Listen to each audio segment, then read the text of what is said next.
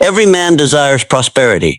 Every woman craves progress. But what few understand, what almost no one teaches, is that when God wants to bless you, He doesn't start with the reward. He starts with the refining. He doesn't give you the crown first. He gives you the crushing. And not because you're being punished, but because you are being prepared. The most powerful blessings in life are too heavy for the untested. They would destroy a man whose character has not been tempered in the fire.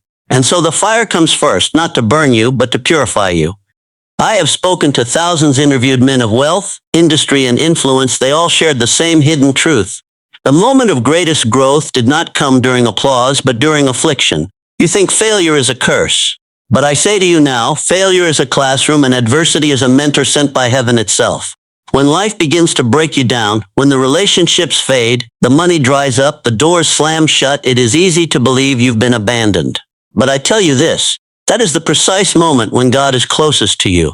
Not in the comfort, but in the crushing. Because that's when you become moldable. That's when the ego cracks. That's when the illusions of control, perfection, and self-sufficiency are shattered. And what's left is something real. The you that was buried beneath ambition. The purpose that was hidden behind pride. The calling that was muted by comfort. You see, we want the reward, but we avoid the resistance. We pray for the promise, but we fear the process. And yet, God does not give prosperity to those who have not been broken enough to carry it. Because unbroken people build fragile empires, and fragile empires collapse at the first wind of challenge. So when everything falls apart, don't panic. Pay attention.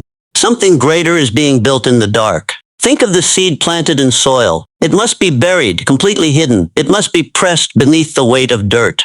In that burial, it dies to what it was and begins to awaken to what it's becoming. The death is your breaking, and the blessing, that's the harvest that comes later. After you've endured the silence, after you've stayed faithful when no one saw your effort, after you continued to walk when you had every reason to quit. Do not confuse delay with denial. Just because the blessing hasn't come yet does not mean it isn't on the way. It means that your character is still under construction. And when it's done, when you've passed through the fire without losing your faith, you will no longer be the same man who entered it. You will be unshakable.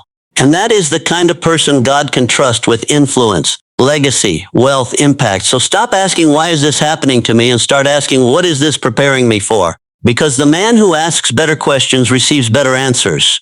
And the answer to your pain is this: your blessing is coming.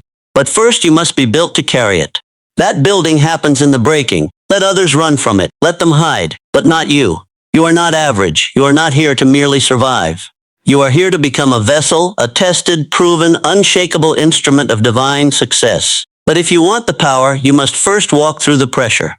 And you must walk through it with your eyes on growth, not just on relief. Because relief is temporary, but refinement is permanent. And once you've been refined, no one, not doubt, not fear, not criticism, can take what is now a part of who you are. You got to get to the point where your dreams are more important than your discomfort, where your mission is greater than your moment of pain, where your faith is stronger than your fear. And you've got to believe this truth with every fiber of your being. God is not breaking you to destroy you. He is breaking you to bless you. Not bless you the way the world defines it, with shallow applause and fleeting things, but bless you with clarity, with strength, with vision that pierces through confusion, with peace that doesn't depend on circumstance, with authority that cannot be bought and purpose that cannot be shaken. That kind of blessing, the kind that lasts, it only comes after the breaking. So stop trying to skip the process. Stop comparing your chapter 1 to someone else's chapter 20. Stop asking God for greatness and then rejecting the path that produces it. The reason many people never rise is not because they lack the potential. It's because they keep running from the pressure. And you can't have power without pressure. You want to build something legendary. You want to make an impact that outlives you. Then stop looking for shortcuts. Every master was once broken. Every visionary was once alone. Every leader was once misunderstood. And every great blessing was once wrapped in a great burden. So here's your moment. Here's the silence. Here's the discomfort. Here's the breaking. Will you run from it or will you rise through it? Because the blessing is coming. But whether you're ready for it, that's up to you. If you stay with it, if you surrender to the shaping, to the tension, to the fire, you will rise. Yes, it's painful. Yes, it will stretch you beyond your comfort. Yes, it will strip you of your pride and illusions. But in that space where nothing is certain and everything feels like it's falling apart, that's where your true self is born. And the truth is, you don't need to be rescued. You need to be rebuilt. You don't need sympathy. You need structure. You need the daily disciplines that will sharpen you. You need the mindset that refuses to be defined by temporary pain. You need to remind yourself every day, every hour if necessary, that this breaking is not the end of your story. It is the beginning of your becoming. Now, lift your head, stand in the fire, speak faith out loud, tell the world, and more importantly, tell yourself, this breaking will not bury me. It will build me because you were not made to be soft. You were made to be shaped by adversity. You were made to be refined by purpose. And you were made to carry a blessing that lasts. Not one that impresses for a season, but one that establishes legacy for generations. The breaking may feel unbearable, but the becoming will be unforgettable. If you are still with me, then understand this clearly. You are not waiting on the blessing. The blessing is waiting on you to become the person who can carry it. This moment you're in, the pressure you feel, the confusion you're navigating, it's not the end of your story. It's the part where most give up and a few rise. Now hear me. I have seen the pattern in every truly successful individual I ever studied. The moment of breakthrough always came after the moment of greatest testing. It's as if God watches to see will you hold the vision when everything outside you screams contradiction. Because that is when greatness is born. Not when it's easy. Not when everyone believes in you. Not when the bank account is full and the doors fly open. Greatness is born in resistance. You will feel it before you see it. You will feel the discomfort of stretching, of separation, of sacrifice before the reward ever appears. And if you interpret that pain as failure, you'll never reach the prize. So I say again, God breaks you, not to destroy you, but to expand you. You can't hold more if your hands are full of what's familiar. That's why He'll remove things you thought you needed. He'll allow people to walk away, not to leave you abandoned, but to leave you available for what's next. Sometimes the silence isn't punishment. It's space for transformation. You see, growth makes noise, but transformation happens in stillness. God speaks the loudest in the quiet. That's why you must guard your mind in the middle of the breaking. This is the battlefield. The thoughts that come in these moments, I'm not enough. This will never work. Why bother trying? Those are not the voice of truth. They are the echo of fear. And if you entertain them long enough, you will talk yourself out of the very destiny you were created to carry. So fight for your mind, because a man cannot rise above the level of his thinking. What you believe in the breaking determines what you build after it. This is why I teach positive mental attitude not as a trick or gimmick, but as a foundational principle of becoming. A positive mental attitude is not blind optimism. It is the defiant decision to see opportunity inside adversity. It is the choice to speak life when death surrounds you. It is the skill of seeing divine purpose in the middle of painful process. It's saying, I don't understand this yet, but I trust it will serve me. It's looking at the storm and saying, even this will be used to grow me. That kind of attitude doesn't just carry you through breaking seasons. It accelerates you through them, because now you are working with the process, not against it. And let me tell you, the moment you make that internal shift, everything around you begins to move. You don't have to beg for open doors. You become the kind of person God opens doors for. You don't chase opportunity. Opportunity recognizes you. You don't strive for influence. You embody the weight of influence through how you think, how you act, how you endure. But first, you must prove that you are unshaken. That's the test. That's the proving ground of blessing. It's never about talent. There are plenty of talented men living small, because they refuse to be trained by trial. It's never about how loud you shout. It's about how consistent you walk. And this is what separates the uncommon from the average. Most want the outcome. Few are willing to be unmade in order to be remade. But if you are among the few, if you are willing to keep showing up, to keep building, to keep believing, even when the light is dim and the crowd is gone, then the blessing will not pass you by. It cannot pass you by. Because now you've proven the one thing God looks for more than anything else: trustworthiness. Can He trust you to keep your vision when nothing supports it? Can He trust you to keep your values when compromise is convenient? Can He trust you to handle the blessing without it handling you? Answer those questions not with your mouth, but with your actions. Every day you persist, you're answering, yes, I can be trusted. Every time you reject distraction, you're declaring, yes, I'm ready. Every time you choose growth over comfort, you're shouting, Yes, break me if you must, but bless me when I'm ready. And that, my friend, is what the fire is looking for. Not perfection, not performance, preparation. You are being prepared for more than a moment. You are being shaped for sustained prosperity, for success that multiplies beyond you, for a mission that outlives your name. But you must let the process do its full work. Don't try to rush it. Don't try to numb it. Don't try to skip it. The process knows exactly how long you need to stay in the fire. Not a second longer, not a moment too soon. And when the fire is done, you will not come out the same. You will come out refined. You will come out anchored.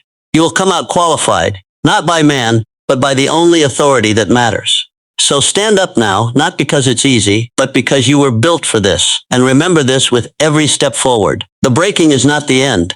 The breaking is the beginning of everything God has stored up for your life. That vision you carry, it still lives. That calling, it hasn't been canceled. That dream, it still breathes. And every trial you've walked through, every moment you chose faith over fear, has been a stepping stone toward your becoming. So declare this to yourself right now. I will not waste my pain. I will not curse the process. I will rise, not just once, not just when I feel good. Every time I fall, I will rise again. Because I understand now the breaking is a sign, a signal, a sacred moment of becoming. And when you finally emerge from it, you will be more than successful. You will be solid. And that is a blessing the world cannot steal. By now, you are beginning to understand breaking isn't the end. It's the entrance. It's the first door you must walk through before destiny will let you in. But there's something else you must hear. The breaking isn't a one-time event. It is a process. It shows up when you least expect it, just when you think you finally made it, just when the dust settles, just when the first rewards start to appear. The pressure returns. Not because you're failing, but because you're being called higher. Every new level of blessing demands a new level of surrender. This is why so many never rise. They reach one milestone and then cling to it. They mistake comfort for completion. They stop growing and call it peace. But comfort is not the goal, alignment is. And God will disrupt anything that no longer aligns with your next chapter.